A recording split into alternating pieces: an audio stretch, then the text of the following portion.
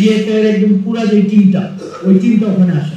ওই দিন হচ্ছে যেদিন আমরা পদ্মাতে যাই, তারপর আমাদের কথা হচ্ছে আমরা সেখানে যাব, কিন্তু মিটিং করব না, আমাদের যে দাবিগুলো আমরা সেই দাবিগুলো দিয়ে আসবো। সেখানে সার্ভিস আমাকে বলে যে দেখো ওনারা যেহেতু বলছেন মিডিয়া সেখানে আসবে, সুতরাং আমরা অন্তত মিডিয়ার সামনে আমাদের যেই বর্তমান পরিস্থিতি সেটা আমরা উপস্থাপন করতে পারবো। ওনারা যদি মেরে ফেলবে কিন্তু আমরা ওখানে উল্টা স্ট্যান্ড নিব। তখন আমরা ওই সিদ্ধান্ত নিয়ে আমরা পদ্মাতে যাই, কিন্তু আমরা একটা মিনিটের জন্য ওনাদের সাথে আমরা কোনো বসি নাই। আমরা 8 দফা দাবি, 9 দফা থেকে 8 দফা আসছে, সেটাকেও ওনারা কেটে দিয়েছে, সেটাকেও ডিজিএফআই নিজে কেটে দিয়েছে। এবং আমাদেরকে যখন আমরা আসছি নিচে আসার পরে আমরা দেখলাম মিডিয়া এখানে যারা যারা আছেন এই ক্যামেরাগুলো লোগো সহ মিডিয়া তাদেরকে আমরা সেদিন সেখানে দেখেছিলাম। Double million offer Walton fridge কিনে পেতে পারেন 20 লক্ষ টাকা, রয়েছে কোটি কোটি টাকার নিশ্চিত উপহার। এবং আমরা সেখানে আমাদের সাথে যা হয়েছিল আমরা স্পষ্টভাবে সেই ঘটনাগুলাই বলেছিলাম।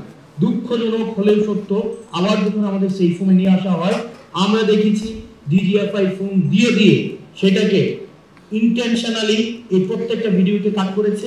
এবং আমরা দেখেছি যে না এই হেডলাইন যাবে না, আপনারা এই হেডলাইন দেন, ভিডিওর এই অংশ যাবে না, আপনারা ওই অংশ দেন।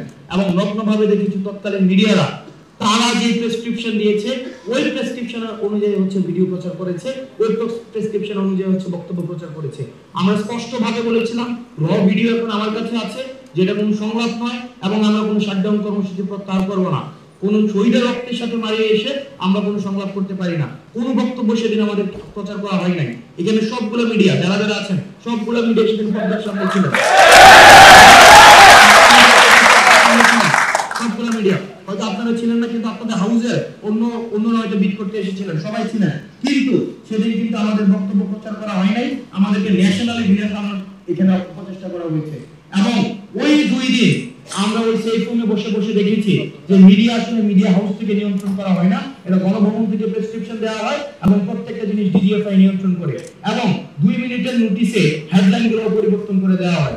যদি কোনো হেডলাইন পছন্দ না হয় ওই মিডিয়াকে ফোন দেওয়া হয় যে এই হেডলাইনটা এমন হবে না, ওই হেডলাইনটা এমন হবে, সাথে সাথে দেখেছি সেটাকে চেঞ্জ করতে। দেখেন আপনার মিডিয়া আজকে যারা কথা বলছেন, আজকে যারা হঠাৎ করে ওই মিডিয়াই গত 16 বছর ধরে এই ফেসিবাদকে পোষণের মধ্য দিয়ে আজকে কেমন বাংলাদেশ চাই সেটা মানে এই আজকের আমার বক্তব্য সেটা অপ্রাসঙ্গিক। কেন অপ্রাসঙ্গিক? কারণ আমার অ্যাসপাইরেশনের কথা বলার প্রয়োজন ছিল, কিন্তু আমি যখনই দেখলাম একটা মিডিয়া স্পন্সরড একটা প্রোগ্রাম সেই জায়গা থেকে আমি কথা বলছি।